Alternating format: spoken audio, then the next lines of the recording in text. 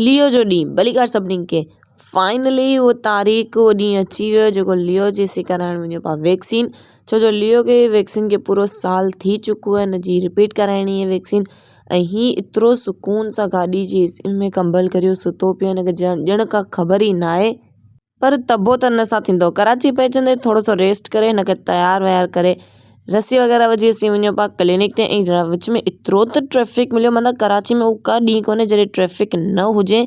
ऐं असांखे मिली हिकिड़ी एॾी ज़बरदस्त कार जंहिंजा न शीशा, न अॻियूं शीशो, न हेडलाइट वग़ैरह कुझु बि न हो, पोइ बि एतिरो कॉन्फिडेंस सां न गाॾी हलाई पिए, मतिलबु जिगरू हुयसि।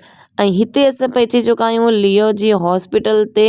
ऐं हॉस्पिटल खे ॾिसंदे लियो जो डपु शुरू थी चुको, एतिरो ई डिॼो पिए, हिनखे स्मेल अची चुकी हुई त मां हॉस्पिटल पहुतो आहियां, तव्हांखे हिनजो डपु बि ॾेखारियां थी। ऐं हिन हॉस्पिटल में हिकिड़ी त सफ़ाई इलाही हूंदी आहे, ॿियो त सामान हिन जा रखल आहिनि, हिननि जा खाधा, हिननि जा खिलौना, हिननि जा शैम्पू स्प्रे। सां लियो जो शैम्पू बि हितां ई वरितो हुओ, हिन जो डॉक्टर लिखियो हुयो, पिछले साल लिखियईं बट असां हींअर वरितो आहे।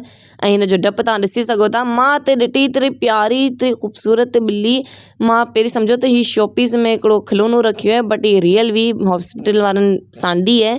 ऐं लियो त डॉक्टर खे ॾिसी मतिलबु बाक़ाइदा रुई विधो हो, ऐं हिनखे ॾिसी मां रुई पियमि, मां ॿाहिरि भॼी वियमि। हिनखे वैक्सीन वग़ैरह मुंहिंजी भेण कराई हुई, हिन खां पोइ असां हिनखे थोरो रेस्ट सुकून में हाणे हिनखे घर वठी वियासीं। बट विच में असीं वियासीं इम्तियाज़ मॉल ते कुझु रमज़ान जी शॉपिंग वग़ैरह लाइ। एतिरी त रश हुई इम्तियाज़ मॉल में, पेर रखण जी जॻह तक न हुई, हर जॻह ते मथे रमज़ान अल मुबारक जा बैनर लॻा पिया हुआ, एतिरो मज़ो लॻो पियो हो, ॿाहिरि लाइटिंग वग़ैरह थी पई हुई।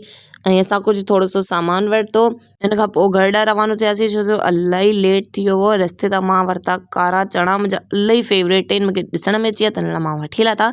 ऐं हाणे असां बिल्कुलु रेडी आहियूं ॻोठ लाइ निकिरण लाइ। तव्हांखे लियो जो डपु कीअं लॻो कमेंट्स में ज़रूरु ॿुधाइजो। ऐं हाणे वीडियो खे इंजॉय करियो, बाय बाय।